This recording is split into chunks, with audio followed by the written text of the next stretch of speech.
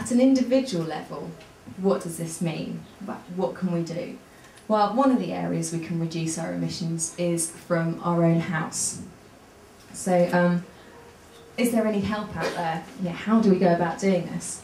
Well, the government has put in place a funding programme called the Carbon Emissions Reduction Target, known as CERT. It used to be called the Energy Efficiency Commitment, which was EEC. And basically it places an obligation on the big energy suppliers to invest a certain amount of money on energy efficiency measures. So if you for your home, you can then go to a supplier or to someone running one of the schemes where the funding's coming from the supplier and get money to help with putting in energy efficiency measures such as insulation or low energy lighting. The reason this is so important is possibly one of the most effective programmes that we've got in the UK. The reason it's effective is because of the measures it funds. Things like loft insulation, so putting insulation in the roof to stop heat loss that way. 270 millimetres of loft insulation in a typical 3-bedroom semi-detached house. You have to pay to put it in there, but you can recoup the costs in less than 1 year. This is through savings on your fuel bill.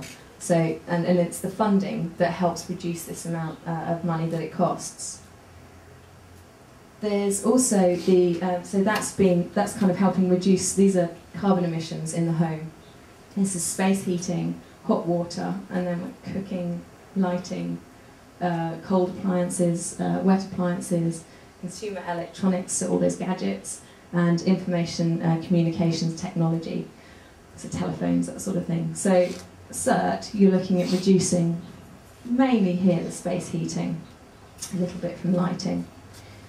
The Low Carbon Buildings Programme is a government funding programme, and this funds renewable energy technologies in the UK.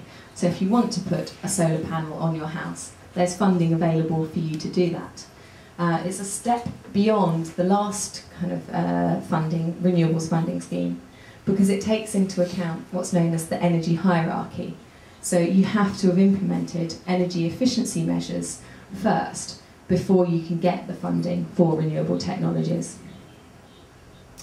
So that way you're looking mainly at reducing emissions, probably from hot water, because a lot of people in the UK get solar hot water panels, but it also reduces some from the other areas if they're getting a wind turbine, something like that. Building regulations means that we have to, that's how we're regulated in terms of reducing emissions from our house. One example is a recent change to them where if you want to put in a boiler or replace an old boiler, you have to put in an energy efficient one. There's a checklist you have to go through. There's some occasions where you don't have to, but you have to go through the checklist and prove that you can't possibly put in one for technological reasons. But so most people have to put in a more energy efficient boiler. Then we've got the Energy Saving Trust advice centres and local campaigns. This is the network of advice centres that are funded by government, and they're there to help people understand what they can do to improve their property, where they can go to get the funding. It tells them about these different funding sources, and it gives them help and advice. And also labelling is becoming more prevalent in the UK. We have the EU energy label, and it's all designed to help people make choices. One of the reasons people don't do anything for tackling climate change is because they don't know what to do. These are designed to help people. The EU energy label is for things like washing machines, fridge freezers, and it's a very easy to read label. It just has a rating A down to G, A being very good, and that's got a green colour, down to G being bad, and that's got a red colour. So at a glance, people can see how efficient an item is. We're now introducing that for houses. I think it's from the beginning of October, this October just gone. If you are building, selling or renting a property, you have to produce an energy performance certificate for that property. It looks very like the ones for the machines, so it's easy for people to understand. And it tells you how efficient or inefficient the property is. But it's more than that.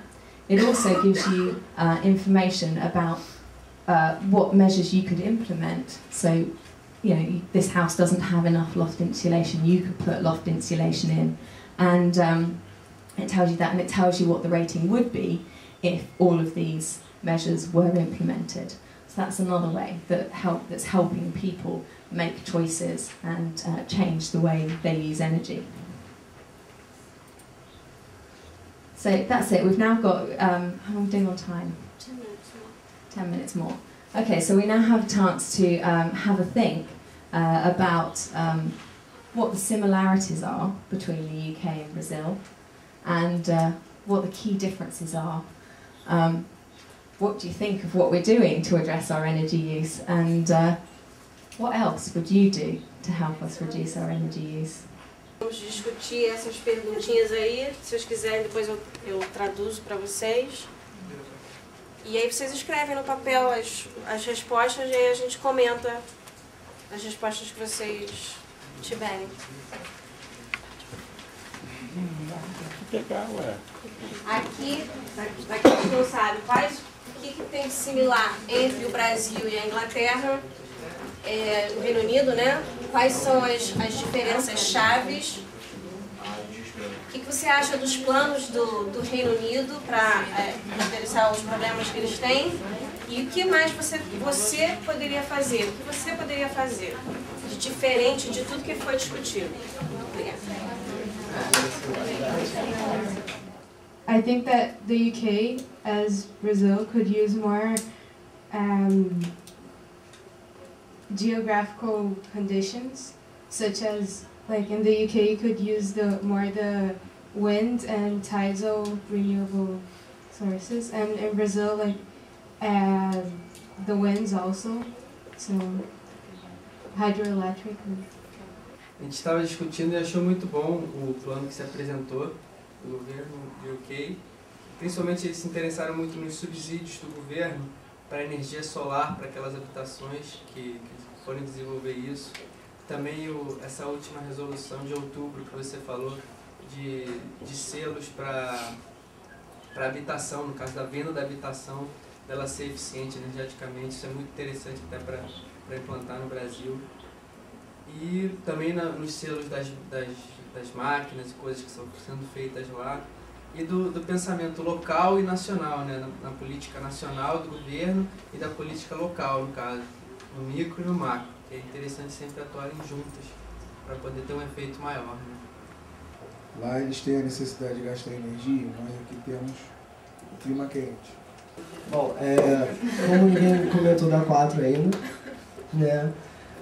Eu acho que a Inglaterra ela está numa posição de influência, mundialmente falando, né? Não só a Inglaterra como outros países ricos. E ela podia se aproveitar dessa influência para promover uma visão, uma revisão da cultura de consumo que existe globalmente falando, visando, né, a melhoria da questão ambiental, que também está relacionada ao consumo de energia. Só um link que ninguém comentou também, né, no caso ali da primeira pergunta, as similaridades. Uma que a gente encontrou aqui, que foi o selo Procel, que a gente tem no Brasil, que mede a eficiência energética dos aparelhos eletrônicos, que é uma das similaridades que a gente encontrou. Só isso, antes que alguém me bata, né? Nós também vamos falar da 4ª pergunta. Nós colocamos incentivar o transporte, incentivar a caminhada, que aqui também as pessoas utilizam os carros para ir numa distância bem próxima, e bicicleta também, inclusive para ir lá para o colégio. Lá no colégio muitas pessoas moram perto, podiam utilizar a bicicleta, mas não, insistem em ir de ônibus.